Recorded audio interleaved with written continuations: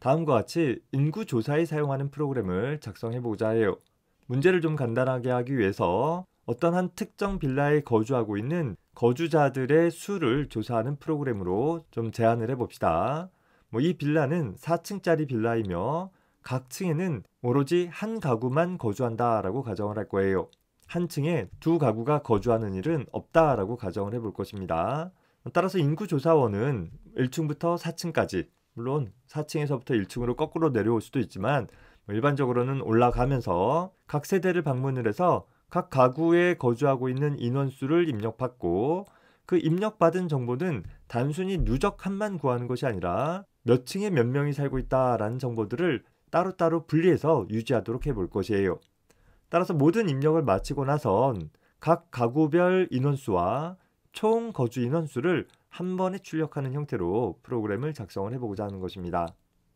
즉, 다음과 같이 1층부터 4층까지의 거주 인원수들을 개별적으로 입력받고 나서 입력받은 값들과 총 합계를 한 번에 출력할 수 있는 프로그램을 작성해 보고자 하는 것입니다. 자, 이 프로그램을 위해서 단계별 세분화 전략에 따라 프로그램의 요구사항을 찾아 주 프로그램 부분을 설계를 해보았어요. 일단 1층부터 4층까지의 거주 인원수들을 입력받는 일들이 필요하겠죠. 그리고 입력받은 거주 인원수들을 적절하게 출력해주는 일과 또 총합을 구해서 총 거주 인원수를 출력하는 일들이 필요하게 될 것이에요. 물론 입력받은 거주 인원수를 출력하는 일을 모든 인원수를 입력받지 않고 처리해 볼 수도 있기는 해요. 다만 그것은 현재 우리가 작성하고자 하는 이 예제의 취지와 맞지 않기 때문에 모든 층의 거주 인원수들을 다 입력받고 나서 각 층의 거주 인원수들을 한 번에 출력하고 한 번에 총합을 구할 수 있도록 설계를 해보았습니다. 물론 여기서 2행의 처리와 3행의 처리는 그 순서가 뒤바뀔 수도 있을 것이에요. 전체 총합을 구하고 나서 그리고 각 층의 거주 인원수를 출력해도 되겠고, 지금처럼 거주 인원수를 출력하고 나서 총합을 구하고 총 거주 인원수를 출력해도 상관은 없겠죠. 어차피 총합을 구하는 일은 입력되어진 데이터에 대해서 출력되어지기 전에만 구해주면 되기 때문에 여기서 처리하나 여기서 처리하나 별 문제는 없을 것입니다. 다만 우리는 다음과 같은 순서대로 처리할 수 있도록 작성을 해볼 것이에요. 단계별 세분화 전략에 따라서 좀 복잡해 보일 수 있는 처리들, 또 반복적으로 사용되어질 수 있는 처리는 현재 프로그램에서 직접 처리하는 것 대신에 함수 출문을 통해서, 즉 함수에게 책임을 분할해서 처리해 보도록 구성을 해보았습니다. 따라서 각 층의 거주 인원수들을 입력받는 일을 수행을 하기 위해서는 input num of population이라는 함수를 통해서 책임을 나눠 주었어요. 자, 이 함수에게 각 층의 거주 인원수를 입력받아줘 라고 요청을 해준 것이죠. 그리고 이 함수가 입력받은 각 층의 거주 인원수를 기반으로 해서 출력도 하고 총합도 구할 수 있어야 되잖아요. 따라서 이 함수는 함수 내부에서 입력받은 값을 한 덩어리의 데이터로 뭉쳐서 호출축으로 반환을 해주면 호출축에서는 population이라는 변수에 그 값을 전달받으면 될 거예요. 함수 내부에서 총합을 구하는 것이 아니라 함수 내부에서 입력받은 개별적인 데이터들을 필요에 따라 분리해서 사용할 수 있도록 하기 위해서 하나의 리스트로 묶어서 반환해주는 일을 수행을 해주면 되겠죠. 따라서 호출축에서는 각 층의 거주 인원수를 출력하기 위해서 show num of population이라는 함수를 통해서 3행에서 반환받은 리스트를 함수 출시 인수로 전달을 했고, 더불어서 9행에서는 getTotal이라는 함수를 통해서 역시 3행에서 입력받은 리스트를 함수의 인수로 전달을 해서 리스트가 가지고 있는 각 요소의 총합을 구해 나에게 반환해 줄 수 있도록 구성을 해 주었습니다. 따라서 12행에서는 총 거주 인원수를 적절한 형식으로 출력하도록 작성을 해보았어요. 자, 먼저 각 층의 거주 인원수들을 입력받는 함수를 설계를 해봅시다. 현재 이 함수에 맡겨진 요구사항은 1층부터 4층까지 각 세대에 대한 거주 인원수를 입력받는 일이 필요하고, 그 입력받은 각 층의 거주 인원수를 그저 총합을 구하는 것이 아니라, 혹은 하나의 문자열로 연결하는 것이 아니라 개별적인 데이터들로 호출축으로 반환할 수 있도록 그렇게 구성을 해봐야 될 것이에요. 그저 입력만 받으면 되는 것이 아니라 입력 값을 이 프로그램의 다른 부분, 즉 이 함수가 끝나고 나서 다른 함수에서도 각 층의 거주 인원수들을 개별적인 데이터들처럼 처리할 수 있도록 해주는 일이 필요하겠더라라는 것이죠. 따라서 첫 번째 시도는 다음과 같이 프로그램을 작성을 해봤습니다. 현재 np폴 1부터 np폴 4까지 4개의 변수에 각 층의 거주 인원수들을 입력을 받고 그 입력받은 거주 인원수를 호출축으로 반환하기를 다음과 같이 하나의 튜플로 묶어서 반환을 해주었어요. 하나의 함수는 기본적으로 하나의 반환값만 가질 수 있기 때문에 네 변수의 값을 하나의 튜플이라는 복합자료의 데이터로 만들어서 반환하는 데에는 전혀 문제가 없을 거예요. 자, 그런데 문제는 뭔가 반복적인 패턴들로 일이 처리되어지지만 이 함수는 개별적인 입력문들을 나열을 해서 처리해줘야 되는 좀 다소 효율적이지 못한 구성이 되어져 버리고 마는 것이죠.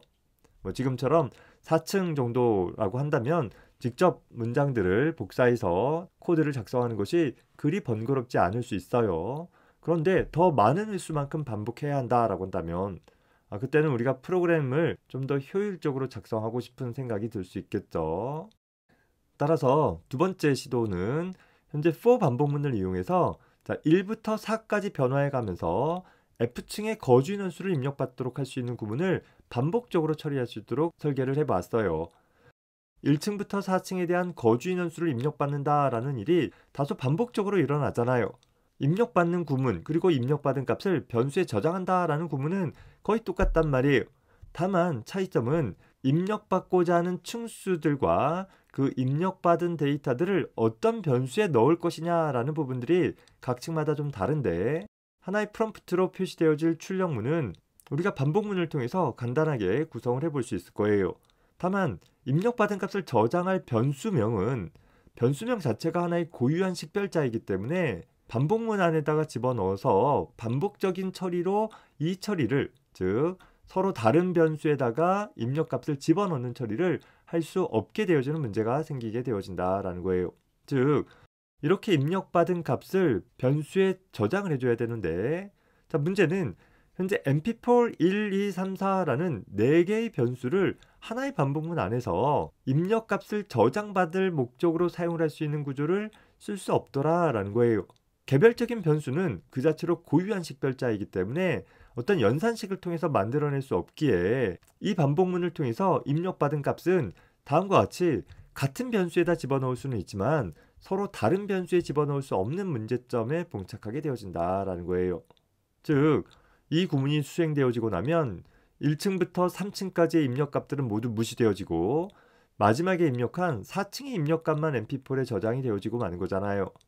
이래서는 문제 요구사항을 만족할 수 없기 때문에 이 구현은 올바른 구현이 되어지지 못한다라는 거예요. 따라서 이 문제 같은 경우에는 리스트가 필요한 대표적인 문제가 되어질 것이에요. 즉 함수 내부에서 np폴이라는 하나의 식별자로 식별되어질 수 있는 하지만 여러 개의 데이터를 저장할 수 있는 리스트를 선언을 해두는 것이죠. 그리고 그 리스트에 대해서 인덱싱 연산을 통해서 현재 f값을 1부터 4까지 변화해 가기를 각 층의 거주 인원수들을 리스트의 각 요소에다가 집어넣어주는 그런 처리를 해주면 될 것이에요. 다만 f값이 1부터 4까지 변화해 가기 때문에 리스트는 0부터 시작되어지는 인덱스 값을 갖잖아요. 따라서 1층의 거주 인원수는 리스트에 0번에 집어넣을 수 있도록 하기 위해서 인덱스 값은 f-1이라는 표현식을 사용을 해주었습니다. 자, 이제는 반복문을 통해서 반복적으로 입력된 값들을 리스트의 서로 다른 요소에다가 집어넣을 수 있고 그렇게 입력되어지는 내용들을 한 번의 호출축으로 반환하는 처리가 가능하겠죠. 따라서 각 층의 거주 인원수들을 입력받는 함수를 첫 번째 안으로 다음과 같이 작성을 해봤어요. 현재 np폴이라는 4개의 초기값, 즉 0의 초기값을 갖고 있는 리스트를 하나 정의를 했고 그 리스트에 대해서 for 반복문을 통해서 1부터 5 전까지, 즉 1부터 4까지 4번 반복해 가면서 각 층에 대한 거주 인원수를, 즉 1층에 대한 거주 인원수는 리스트의 0번 요소에 4층의 거주 인원수는 리스트 요소 3번에 각각 집어넣을 수 있도록 구성을 해보았습니다. 현재 0번부터 3번까지 4개의 요소를 갖고 있는 리스트인 거잖아요. 더불어서 리스트는 요소의 값을 수정하기 위해서는 반드시 해당하는 요소가 있을 때에만 접근할 수 있다라고 했기에 현재 이 행에서는 리스트를 0의 초기값을 갖는 형태로 미리 준비를 해두었습니다. 자, 다만 우리가 이렇게 리스트를 접근을 할 때 현재 리스트의 요소의 인덱스 값은 이 리스트를 접근할 수 있는 유효 범위를 가리키고 있는 거잖아요. 4개짜리 리스트다라고 하면 반드시 리스트의 인덱싱 연산에는 0부터 3까지의 유효한 인덱스 값만 이 자리에 쓸 수 있고 그 범위를 벗어나는 인덱스 값을 사용을 하게 되어지면 오류가 발생되고 말았어요. 그러다 보니까 유효한 인덱스 범위를 좀 더 명료하게 나타나도록 하기 위해서 우리는 이 코드를 출력할 층수를 기준으로 반복문을 만드는 것이 아니라 접근할 요소 번호를 기준으로 반복 범위를 만들어내는 두 번째 구현안을 좀 더 선호하게 되어질 것이에요.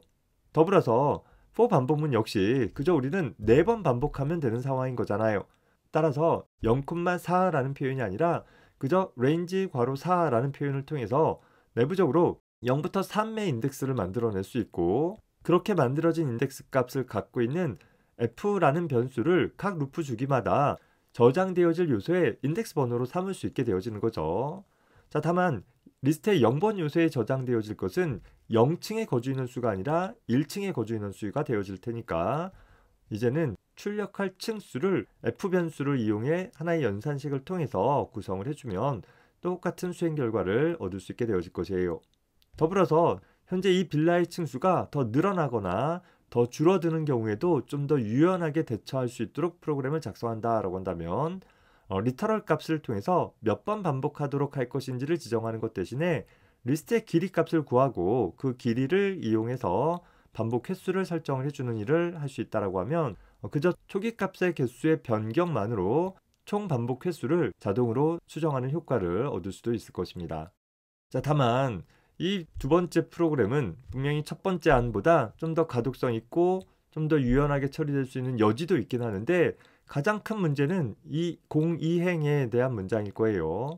4층 정도밖에 되지 않는다라고 하면 초기값 4개를 나열해 주는 것이 별로 어려움이 없겠지만 굉장히 많은 수의 반복이 필요하다라고 한다면 그때는 일일이 0의 초기값들을 기술하는 것 자체가 좀 번거롭게 또 불편하게 느껴질 수 있다라는 것이죠.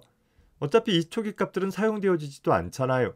내가 입력되어지면서 해당하는 요소의 값을 수정하기 위해서 이 요소가 있다라는 소위 유효한 요소를 나타내기 위한 그런 목적으로만 사용되고 있더라라는 거예요. 따라서 이 이안의 구성보다 조금 더 효율적으로 프로그램을 작성해 볼 수 있도록 하기 위해서 우리는 준비되어진 요소의 값을 수정하는 연산 대신에 리스트에다가 새로운 데이터를 추가하는 그런 방식으로 구성을 해 볼 수 있을 것이에요. 따라서 3만의 구현에서는 np4이라는 리스트를 4개의 요소를 가지고 있는 리스트가 아니라 하나의 공백 리스트로 설정을 해 주었어요.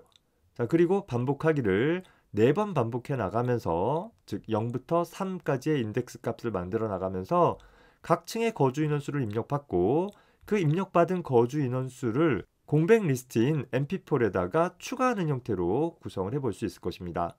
자, 이제는 층수가 바뀌어진다라고 한다면 예를 들어서 고층 아파트여서 20층까지 있다라고 한다면 20번 반복하기 위해서 np4이라는 변수의 초기 값을 20개 나열하는 것 대신에 그저 반복할 횟수만 20으로 바뀌게 되어지면 주어진 코드가 자동적으로 적용되어질 수 있게 되어진다라는 것이죠. 그런 유연한 처리를 위해서 때때로 이 함수는 몇 번 반복할 것인지, 즉 층수를 함수의 인수로 전달받고 그 매개 변수를 가지고서 반복 횟수를 결정하는 형태로 구성해 볼 수도 있을 것입니다. 따라서 input num of population이라는 함수를 통해서 각 층의 거주 인원수들을 하나의 리스트로 묶어서 반환해주는 함수에 대해서 구현을 마쳤습니다. 자, 두 번째로는 현재 전달받은 리스트를 가지고서 각 층의 거주 인원수를 출력하는 함수에 대해서 살펴봅시다. 이 함수는 상대적으로 입력받는 함수에 비해서 좀 단순할 거예요. 따라서 설계와 구현을 나누지 않고 한 번에 작성을 해보도록 해보겠습니다. 자, show num of population이라는 함수는 인수로 전달받은 리스트에 대한 참조를 p라는 매개 변수로 전달받도록 했고 그 p라는 매개 변수가 가리키는 리스트의 개수가 서로 달라질 수 있으니까 좀 더 유연한 처리를 위해서 그저 4층짜리 빌라이다 라고 해서 4번만 반복하도록 작성하는 것 대신에 현재 p라는 리스트의 길이를 length라는 함수를 통해서 얻고 그 얻은 횟수만큼 반복할 수 있도록 구성을 해주었어요. 더불어서 만들어진 각각의 인덱스 값을 통해서 자, 이 인덱스 값은 0부터 cnt보다 작을 때까지일 테니까 4라는 값을 전달받았으면 0부터 3의 인덱스 값을 만들어내겠죠. 따라서 그 인덱스 값에다가 1을 더한 층수에다가 리스트의 각 요소들을 접근할 수 있도록 해준다라고 하면 간단하게 각 층의 거주 인원수를 반복문을 통해서 반복적으로 출력해 볼 수 있을 것이에요. 자, 다만 for 반복문의 경우 in 키워드 다음에 range 표현을 쓰는 것 대신에 리스트를 이 자리에 직접 쓸 수도 있다라고 했었죠.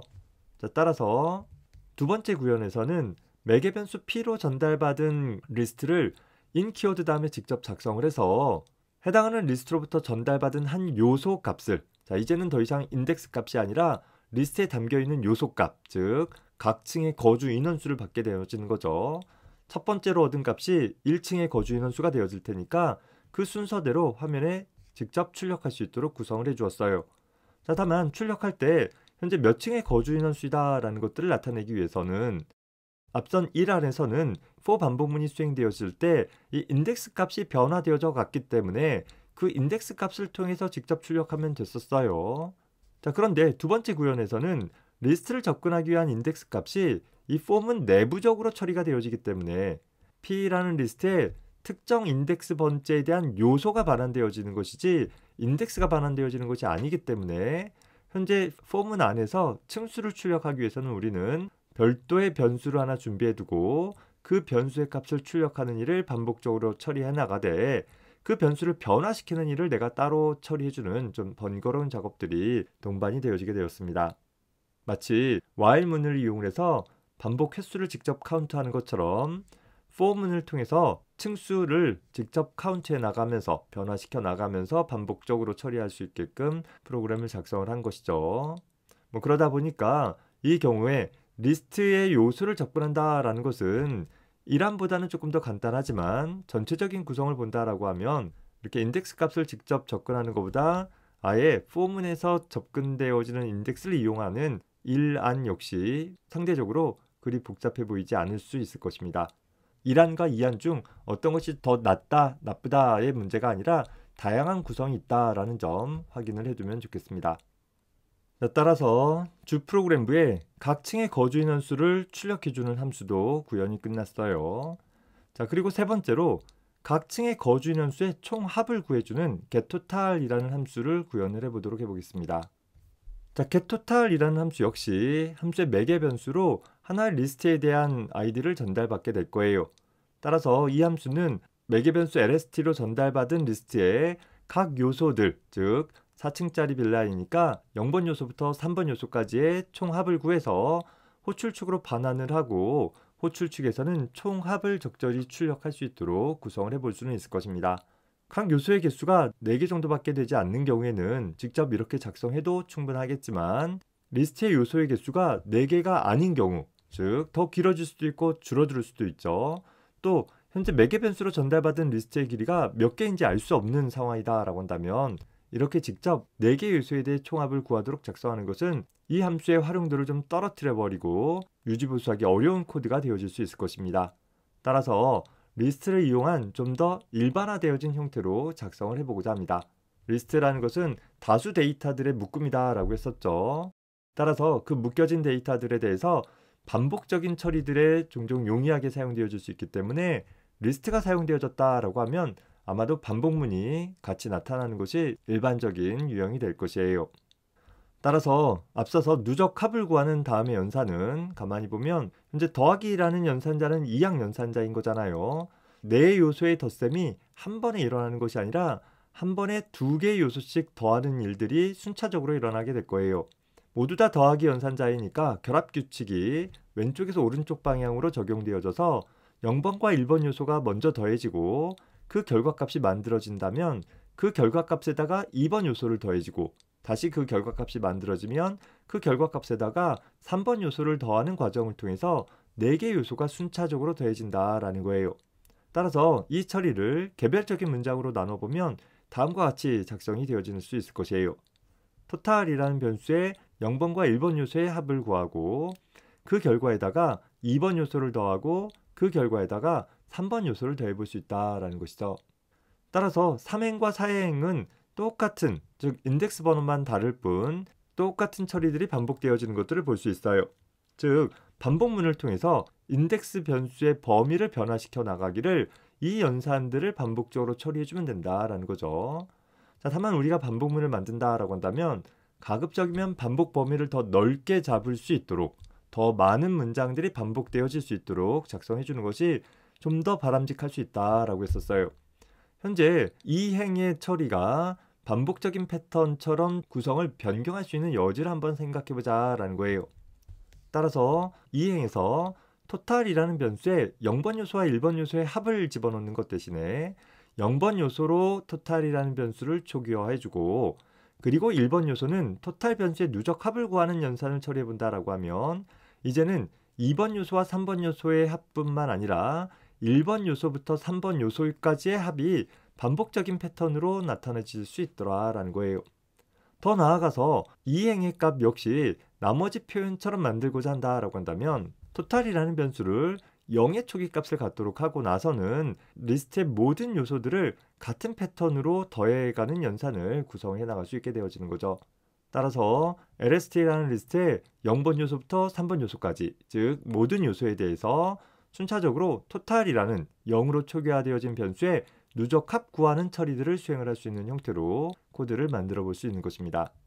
따라서 토탈이라는 변수를 선언을 하고 LST라는 매개 변수로 전달받은 리스트, 이 리스트가 몇 개짜리 리스트인지 상관없이 해당하는 리스트로부터 한 요소씩 꺼내서 그 값을 토탈이라는 변수의 누적합을 구하는 일을 리스트의 모든 요소에 대해서 반복적으로 처리하도록 한다라고 하면 이 반복문이 끝났을 때 토탈이라는 변수는 총 합을 갖게 되어질 것이고 그 값을 호출축으로 반환을 해주어서 적절하게 출력할 수 있도록 해주면 문제의 요구사항을 잘 만족할 수 있게 되어질 것입니다.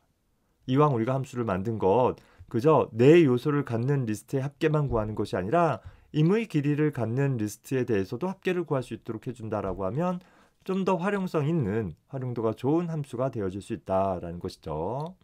우리가 함수를 만든다라고 했을 때 재사용 가능성들을 항상 염두에 두자라고 했었습니다. 다만 참고적으로 살펴보길 현재 getTotal이라는 함수는 사실 좀 의미 없는데 파이썬의 내장 함수로서 sum이라는 함수가 제공이 되고 있어요. 이 sum이라는 함수는 함수 출시 인수로 리스트를 전달을 해주면 그 리스트를 구성하고 있는 모든 요소에 대해 합계를 구해 반환하는 처리, 즉 우리가 작성한 이 getTotal이라는 함수가 처리하는 내용을 그대로 처리해주고 있어요. 따라서 우리가 굳이 getTotal이라는 함수를 정의해서 사용하지 않는다 하더라도 실제로는 그냥 sum 함수 이용해 가지고서 간단하게 주어진 리스트의 합계를 구하는 일을 해볼 수도 있습니다. 자, 다만 우리가 오늘 연습해 보고자 하는 것은 파이썬의 내장 함수들을 또 이용을 해서 어떤 큰 규모의 프로그램을 만들어내는 데 목적을 두는 것이 아니라 리스트라는 것을 어떻게 반복문과 또 함수와 같이 사용을 해볼 수 있는가에 대한 연습을 하는 것이니만큼 내장 함수의 이용보다는 간단하지만 직접 함수를 구현해보고 함수를 만들기 위해서 어떤 점들을 고려해 봐야 하는지들을 좀 잘 살펴봐둘 수 있는 그런 시간이 될 수 있었으면 좋겠습니다. 따라서 각각의 코드들을 합쳐본다라고 하면 자, 주 프로그램부에서 만들어진 함수 호출문과 각 단계에서 만들었던 함수의 구현안 중 하나씩 갖다 놨어요. 입력을 받는 함수는 공백 리스트에다가 입력값을 추가해서 처리할 수 있도록 하는 구현안을 사용을 했고 각 층의 거주 인원수를 출력하는 함수는 인덱스 값을 얻고 리스트의 인덱싱 연산을 통해서 처리하는 함수를 가져와 봤습니다. 또 합계를 구하기 위해서는 getTotal이라는 우리가 직접 작성한 함수를 이용을 해봤어요. 물론 이 구현만이 답이 되어진다라는 건 아니에요. 앞서서 다뤘던 여러 가지 다른 대안들이 사용되어질 수 있기는 하는데 각각의 구현안들이 갖는 특징들이 무엇이 있는지 또 차이점들이 무엇이 있는지 좀 살펴보고 여러분들이 조금 더 알아보기 쉽고 또 유지보수하기 쉬운 그런 방식으로 처리하는 코드가 어떤 것인지를 선택해서 전체 프로그램을 구성을 해주면 되겠습니다.